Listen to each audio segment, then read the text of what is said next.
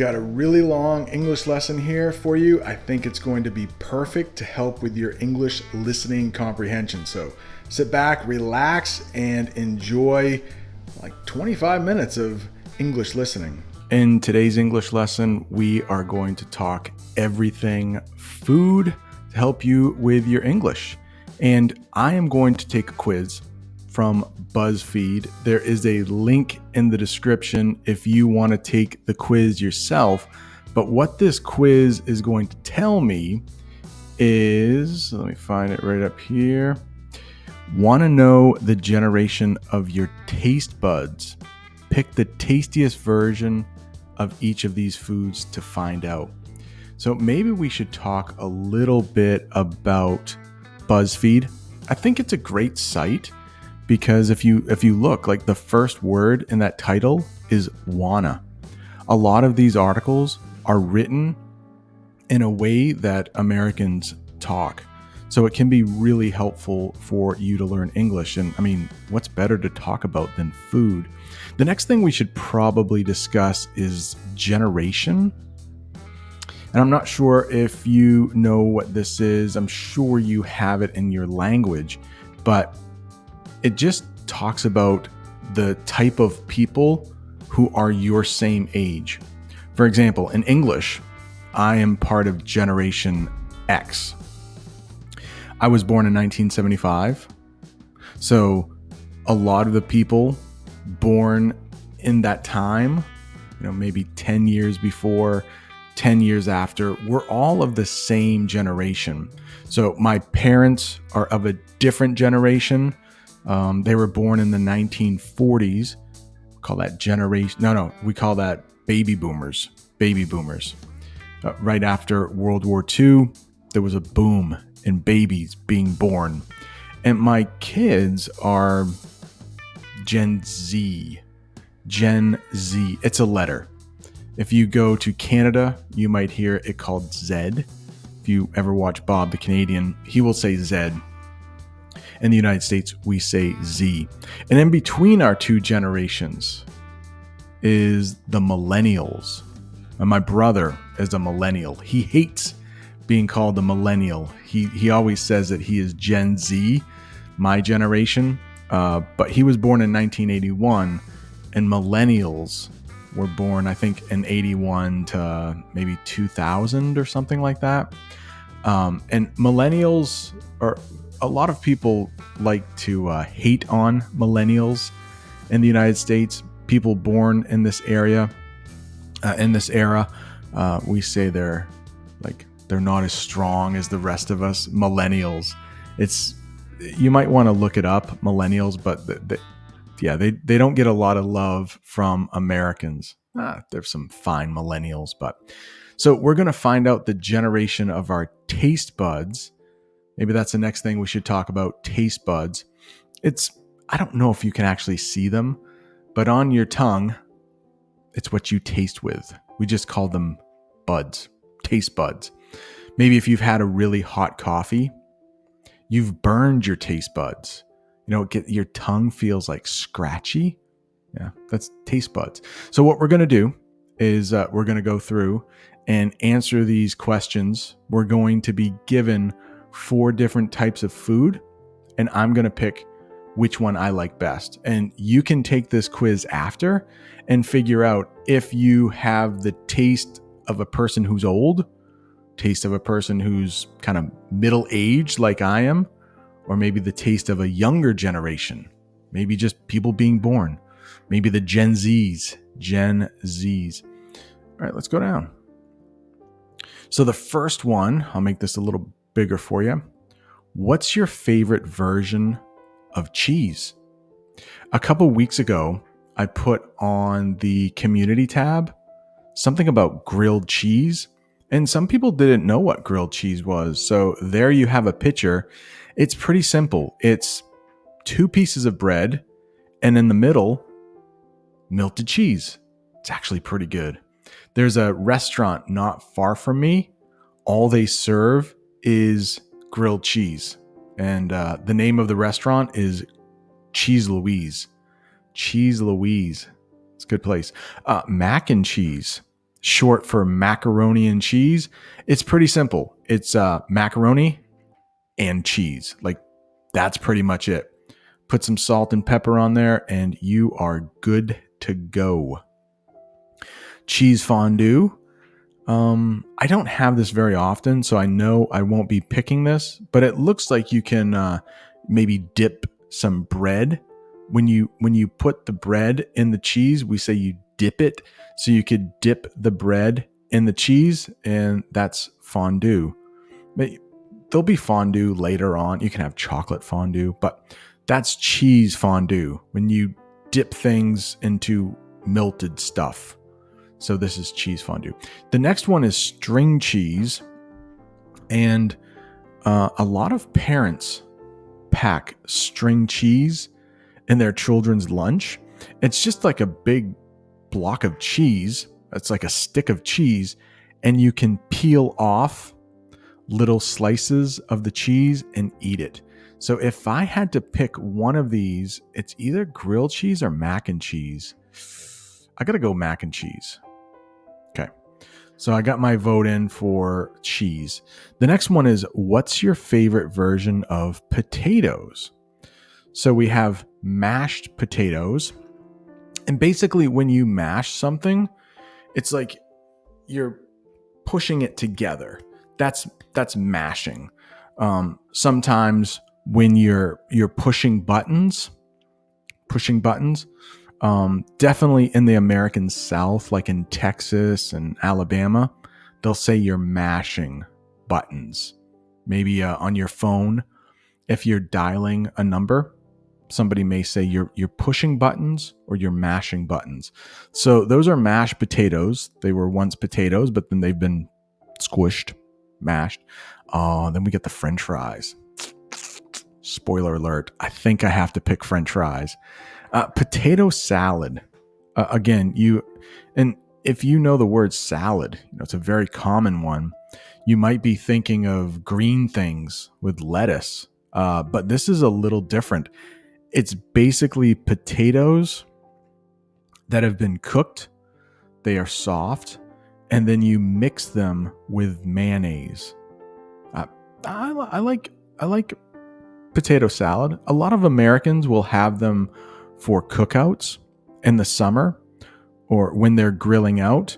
A side dish will be potato salad, but sometimes it gets really hot in the winter, and potato salad is in the summer. Sorry, it gets really hot in the summer.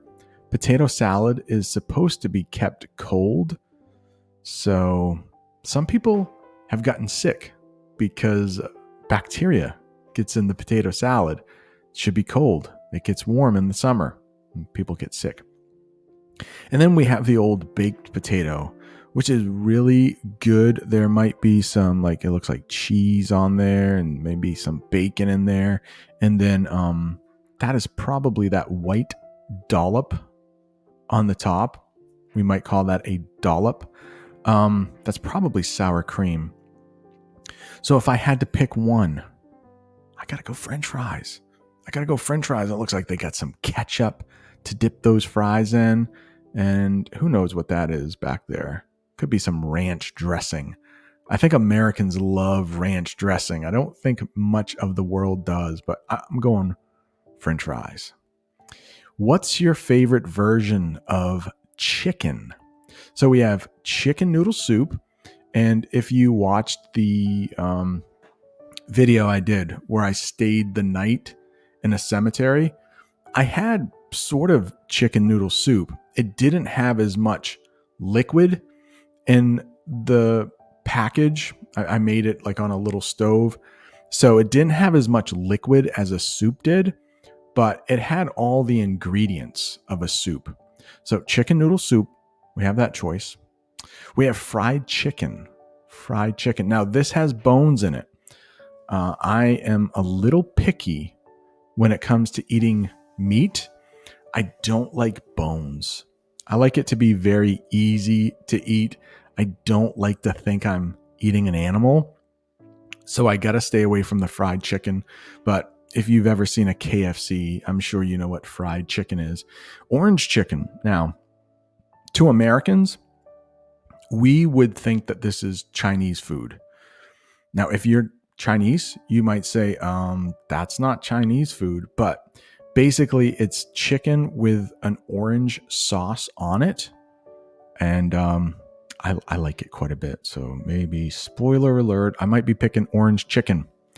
And this is buffalo wings. Buffalo wings, when you see buffalo, sometimes it is the animal. There are some Americans that will eat buffalo, but it also means spicy.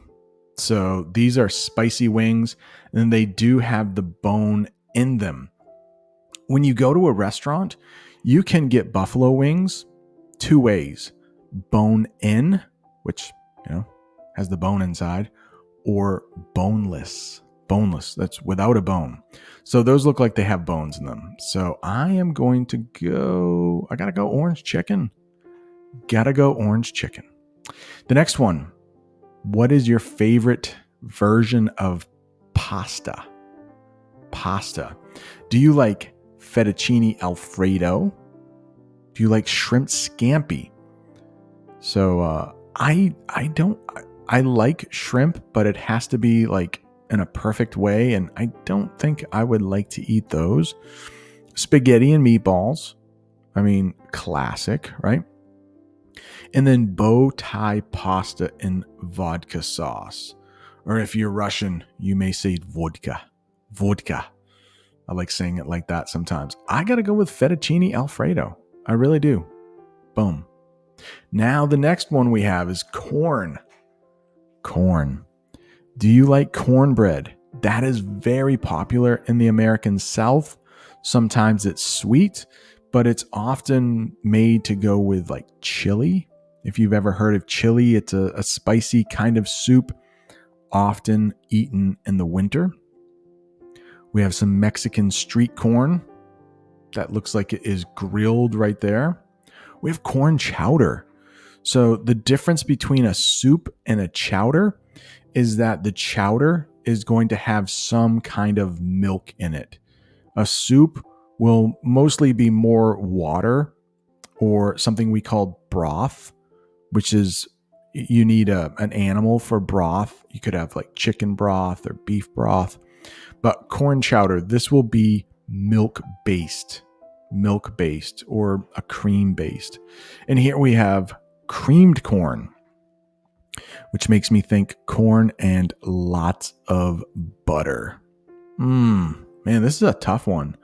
I'm going to have to go with, although I like all of these, this might be the first category that I could eat any of these. Pretty much a four-way tie, but I'm going to go with corn chowder. Corn chowder on a really cold day.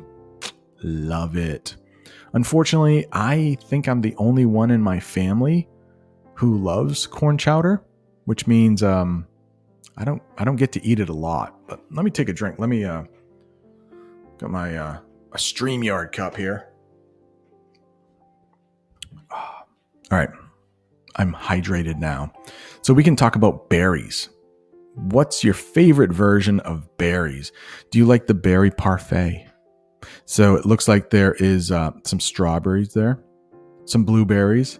This might be granola, and this might be yogurt. I think granola, is that probably in every language? Probably granola and yogurt. I think those are pretty common words around the world. And then you have a berry tart. So this would be more like a pie. And then, of course, you got the berries and you got the cream. Your berry smoothie. So you would put this into a blender and blend it. And, big word coming up. You would liquefy the berries. You would turn those berries into liquid, and we say liquefy. So those berries are liquefied. You can see the straw is coming out of that mason jar. We call this thing a mason jar. And berry ice cream. Oh man, this is an easy one for me. Anytime ice cream is involved, I gotta go ice cream. Gotta go ice cream. Eggs. What is your favorite version of eggs? Eggs Benedict, or sometimes you'll hear them called Eggs Benny. These are home fries. Those are home fries. They're like little potatoes that have been fried. We pretty much only have them for breakfast. And it looks like this is some asparagus. I think this is called hollandaise sauce on the top. I'm not sure. I have never had Eggs Benedict. Omelet. It's basically when you fry up scrambled eggs. Those are scrambled eggs. An omelet is when you fry up scrambled eggs on this is a dish. Kind of looks like a pan though. So you can fry them up in the pan, and then you can just dump pretty much anything you want into an omelet. You can put salt, pepper, of course. You can put different types of meat. You can put green peppers and onions. Yeah, the omelet's pretty good. Scrambled eggs. When something is scrambled, it's mixed up. So those are good. Deviled eggs.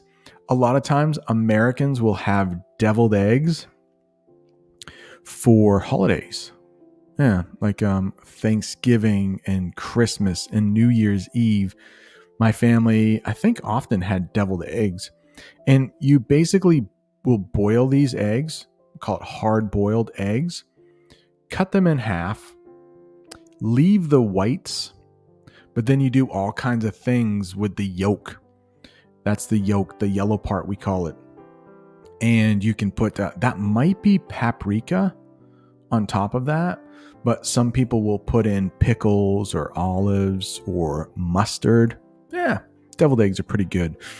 But if I have to choose, don't I? I'm going to go scrambled eggs. Scrambled eggs. Oh, pizza. Pizza. Is there a bad kind of pizza? I don't think so. To all my friends in Italy, pineapple on pizza. Let me know. Do you like pineapple on pizza, or is that just a big no-no? I have a couple friends from Italy. Arroni. He says, pineapples, no. But Linda, I believe Linda says pineapples, not the worst thing in the world. Hey, if you like this video, hit it with a thumbs up, please. So let's take a look. I'll make this bigger so you can see it better. Cheese pizza. I mean, come on. Basic. Does it get any better though? That's when you really know a pizza is good, if it doesn't need any toppings. So when we say toppings, it's the things you put on the pizza. The toppings. Ooh, buffalo chicken is back. Cheese pizza. Pesto pizza. Pesto is hard to describe, but it's the green stuff there. I wouldn't say it's spicy. It has its own unique taste. I think pesto is pretty popular around the world. Do you like pesto? Pesto pizza. Right in the middle here, I think this is basil, right? So we call that basil. Buffalo chicken pizza. So obviously we got the chicken, and remember buffalo, it means it's spicy. And then we got pepperoni. Pepperoni pizza. Probably cheese pizza and pepperoni pizza are the two most popular pizzas in the United States. It's a lot of peas right there. I gotta go cheese. I mean, I know it's simple, but all right, rice. Here we go. We've got Mexican rice. Now that's always going to be just a little bit spicy. I think it might have like some tomato in it. Really good. Usually pretty dry. Cilantro lime rice. I don't think I've ever had cilantro lime rice. Cilantro. I want to talk about this word here. Cilantro is very polarizing. Polarizing is a good term to know. It's either you love it or you hate it. So it can be, most people don't feel in between. If it's polarizing, oh man, one of our recent presidents, Donald Trump, he was very polarizing. It was like you either loved him or you hated him. But most people had an opinion about him. Polarizing. And I think cilantro is polarizing. People either love it or they hate it. So we get the steamed rice, just it's like the cheese pizza of rice. Pretty basic, but good. Maybe add a little butter, a little salt. And then you get the fried rice. Now, again, we would call this Chinese food, fried rice. I think most people in China probably have the steamed rice. Came over to the United States. We thought, well, that's too healthy. We need to make it more unhealthy. So let's fry up some rice. Well, me being not the healthiest guy, I should get better. Let's go fried. I'm going fried rice. Fried rice. Oh, and finally, chocolate. They saved the best for last. In my opinion, you cannot go wrong with chocolate. Any of these. I could just pick one and then, yes, I'm right. Chocolate covered strawberries. It's exactly what it sounds like. You can see underneath is the strawberry. On top is the chocolate. These are very popular for Valentine's Day. I know around the world, some countries also celebrate Valentine's Day, but in the United States, we celebrate it on February 14th. A lot of people, if you're married or if you're dating, you will give chocolate covered strawberries to your girlfriend or your boyfriend. Mostly it's the guys giving it to the girls, or the ladies. Brownies. I mean, come on. Brownies. Look, it speaks for itself. This looks like it might have, we might call this like a drizzle. This is a drizzle. It's not quite as thick as a frosting on top of these brownies, but they do look good. They do look moist. Another polarizing word. If you would like to become a channel member, by the way, it's possible. There's a link somewhere down there. And yesterday, we were chatting in the Discord server, and I mentioned the word moist. It kind of means like a little wet, a little damp. And a lot of people who speak English hate that word, moist. But those brownies are definitely moist. We have the chocolate souffle. I believe that's French. Not sure what it stands for. Maybe somebody who speaks French can tell me. What does chocolate souffle stand for? It looks, like a cake, but it looks like it has some melted chocolate in the middle. And then you got the classic chocolate chip cookies. These are chocolate chips in the middle. Chocolate chips. So usually a chip is a small piece of something. I gotta go brownies. Look at those brownies. I gotta go brownies. Boom. Brownies. Oh no. I did not know this was gonna happen. I did not take this before. Oh my goodness. Hang on. Let's look at the other ones that could have been. Okay, these are other quizzes you can take, but you can see Gen Z is mentioned there. Millennial. I did not think.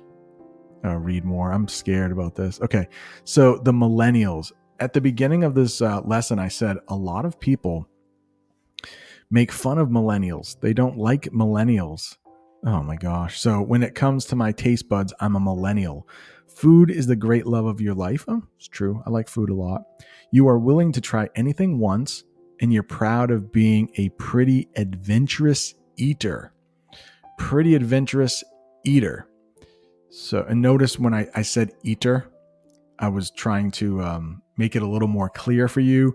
I actually pronounced that T, but when you're really just kind of talking to your friends, that T becomes a D. Eater. If you're an adventurous eater, it's exactly what this means. It's like you'll try anything once. So that's my quiz. I encourage you, if you want, take it yourself. Hope you've enjoyed this lesson. If you like lessons like this, I did a lesson about the differences between Taiwan and the United States. Thanks for watching. See you next time.